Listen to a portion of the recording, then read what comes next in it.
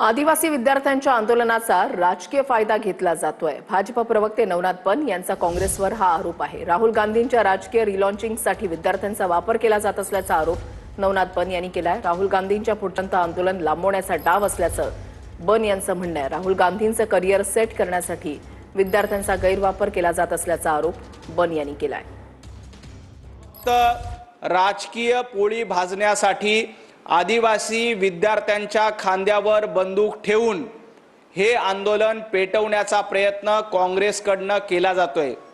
राहुल गांधी पुढच्या वेळेला महाराष्ट्राच्या दौऱ्यामध्ये येणार आहेत आणि जोपर्यंत राहुल गांधींचा महाराष्ट्राचा दौरा होत नाही तोपर्यंत आदिवासी बांधवातल्या विद्यार्थ्यांनी आंदोलन सुरू ठेवावं असा दबाव या विद्यार्थ्यांवर टाकण्यात येतोय आणि आपल्या राजकीय फायद्यासाठी राहुल गांधींचं राजकीय करिअर सेट करण्यासाठी आदिवासी विद्यार्थ्यांच्या खांद्यावर बंदूक ठेवून राजकीय पोळी भाजण्याचा प्रयत्न करतायत।